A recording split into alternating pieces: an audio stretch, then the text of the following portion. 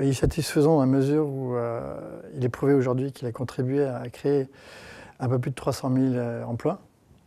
Le souci, c'est que la façon dont il est conçu aujourd'hui constitue une véritable trappe à bas salaire, puisqu'il est réservé à des salaires qui sont de l'ordre, je crois, de 1,5 fois le SMIC. Donc vous imaginez bien que tout entrepreneur sera réticent à engager des gens à des salaires supérieurs.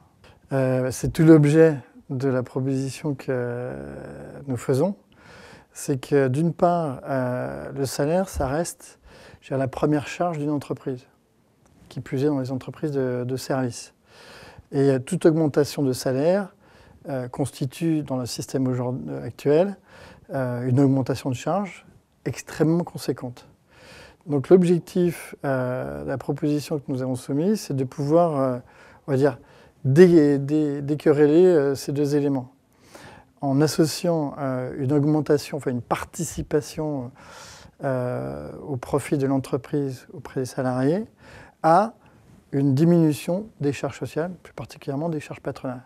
Ce qui permet à la fois d'alléger la trésorerie des entreprises, mais aussi de permettre aux employés de mieux bénéficier du produit de leur valeur ajoutée.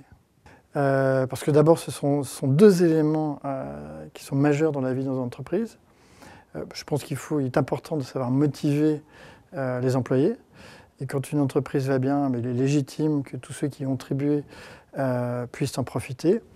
Quand elle va moins bien, tout le monde, entre guillemets, en pâtit, mais au moins, la situation financière de l'entreprise n'est pas trop affaiblie. Encore une fois, comme je vous le disais, le premier poste de dépense, ça reste les salaires. Et quand vous savez que pour un salaire de 100, vous ajoutez quasiment l'équivalent de 80 en termes de charges, vous voyez qu'il y a de la marge pour pouvoir réduire la masse salariale. Dans la situation actuelle, il est clair qu'il n'est pas possible d'imaginer un nouveau financement si on ne va pas trouver ailleurs des moyens de réduction de ce financement vu l'état des finances publiques aujourd'hui. Donc l'idée, elle est de rééquilibrer l'ensemble des subventions qui existent auprès des entreprises notamment. Il y a une étude qui a été faite pour le compte du ministère je crois, en 2006 qui exprimait, je crois qu'il y avait environ 67 milliards de différentes subventions réparties selon 6700, c'est un peu plus peut-être je crois, divers systèmes de subventions, crédits associés, etc. Et quand vous regardez dans le détail, vous avez de vraies surprises. Je pense que là, il y a beaucoup de choses à nettoyer parce qu'il y a, d'une part, il y a beaucoup d'effets d'aubaine, clairement. La preuve, c'est que vous avez même des officines qui sont créées, qui viennent voir les entreprises pour leur dire, écoutez, je vais vous permettre de gagner X et je prends tant de pourcents de ce que je vais vous faire gagner. Vous imaginez les entreprises. Mais rien à voir avec l'activité réelle de l'entreprise.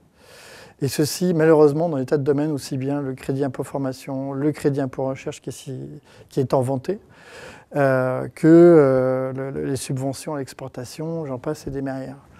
Et plus particulièrement, je pense qu'il serait intéressant de voir à qui profite le crédit impôt formation. J'ai ouï dire que le secteur bancaire en profitait beaucoup. J'ai un peu de mal à croire, ou en tout cas j'ai un peu de mal à voir dans quelle mesure ils font de l'innovation.